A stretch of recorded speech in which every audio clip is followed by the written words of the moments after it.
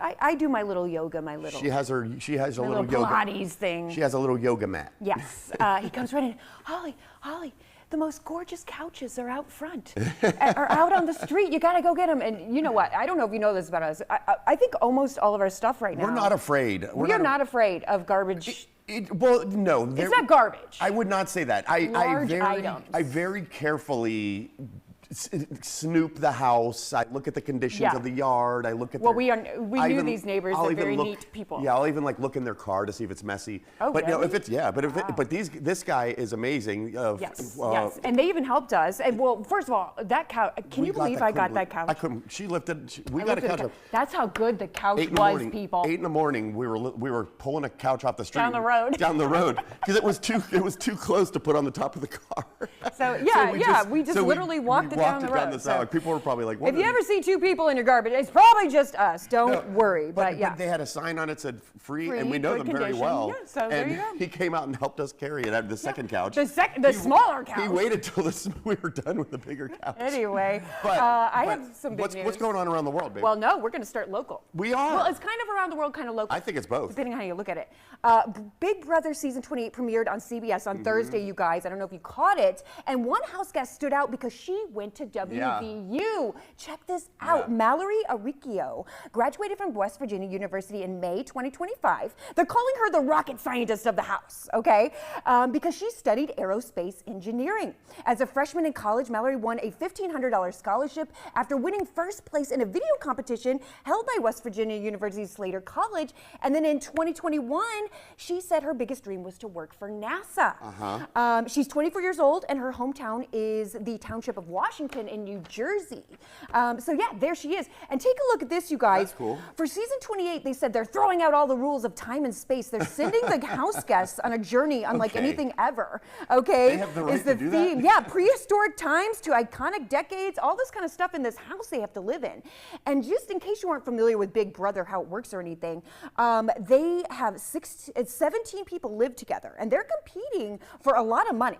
Okay, a lot of money. Yeah, is that right? I mean, yeah. I've never watched the show. There's just too much good programming on CBS. I can't watch everything. Yes. But, But now is a reason to watch. We got to cheer her on. We got to cheer her on. And I love that she's a rocket scientist, and she's so cute. And I think so many people are going to underestimate her in that house. Right. And I can't wait to see the mansplaining. Oh, girl. Well, Big Brother airs Wednesdays and Thursdays on CBS, guys. So follow along. Go Mallory. In the city of Kama, guys, the police department just got a little bigger, or a lot taller, you might say, guys. The Kama, Texas Police Department swore in its tallest officer in its history this week. At 7 feet 3 inches tall, Jordan Wilmore is hard to miss. But after following his journey for the past year, he hopes people see more than his height, more than just his height. Yeah. Last fall, after not passing his state licensing exam the first time, he refused to let one setback define him. Hey. Along the way, he even got some encouragement from a fellow tall man, Shaq, who promised him a custom patrol vehicle when he graduated. His chief said that determination defines Jordan,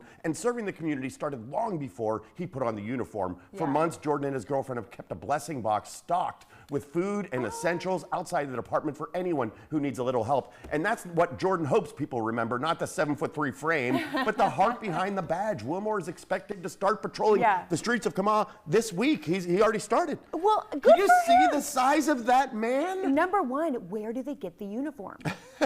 Do they have to make... Seriously. Well, Shaq said they give him his own car. I mean, did you see... Cool. You never see someone standing next to Shaq and make Shaq look small. He kind of did. And I almost felt like that officer was slightly bashful about the fact that he made Shaq look small. Sorry, I'm so tall, but Shaq. That's pretty cool, right? That's very cool. And it's a good lesson. If you don't make it the first time, keep going. Keep guys, trying Texas does everything big, apparently. They do. So does Florida, though. Yes, Florida. Florida's annual Python Challenge, you guys, is now underway in the Everglades. That's right. Hunters are on the prowl for invasive Burmese python, snakes that slithered into Florida's ecosystem thanks to the pet trade decades ago. Yeah. State wildlife officials say that these uninvited house guests are a big problem. Not just because they're very good at whole disappearing into the grass and jump scare thing.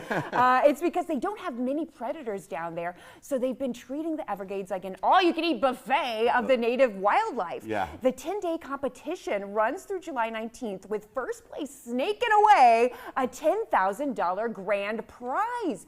So whether you're experienced or this is your first time, you know, thinking, yeah, I can take a python, there's a category for you apparently. This is the first time you think, you have that moment where you're like, you know, had a couple of drinks and you're like, you know what, I think I could take a python. I don't think this should be for first timers, but the state says more than 200 pythons were removed in the last year's hunt, which is great news for basically everything that isn't a python. Now, we're animal lovers on the show, so it's hard to say things like this. You don't want to see animals get caught. You don't want to see animals tortured, because those pythons, they don't know that they're not supposed to be there, you know, poor things. But at the end of the day, it would be out of control if they didn't have some sort of mitigation done. We live down there. I mean, I guess it's just like any other animal. The hunters, do they smell for them? Do they have sounds? Like, how do you find the pythons? I just don't know. I don't know. I got to get down there and find out. Down there and look, guys. I guess. And what else is going on? I'll tell you what else is going on. The small English village of Wisham in Cambridgeshire hosted the 53rd World Pea Shooting Competition on Saturday, where competitors gathered to do what the British do best: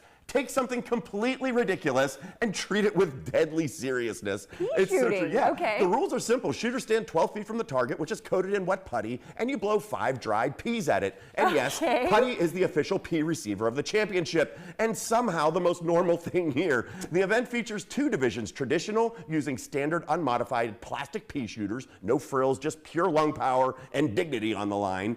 And then the open class, where anything goes, including custom pea shooters with laser aiming aids, because when you're firing produce at putty, obviously you need tactical equipment, guys. And in the traditional final, the 40-year-old Paul Gipp outpuffed the field to take the title. Really? A sentence that only makes sense in this one place on Earth. Pea shooting. We used to get in trouble for spitballs. We did spitballs, but there you go. It could have. And that could be a future athletic career for somebody.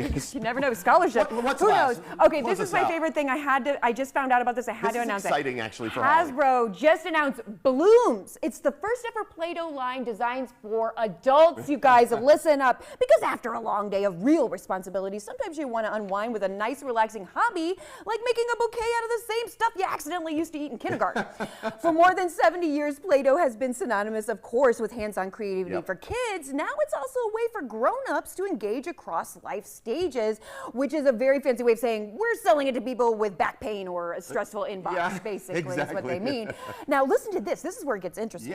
Once complete, the creations can be preserved and displayed thanks to a key innovation, a specially formulated finishing spray that helps the flowers hold their shape for months, so your arrangement can still stay beautiful longer than some of the real plants out there, honestly. And you know me, I kill anything, and some relationships.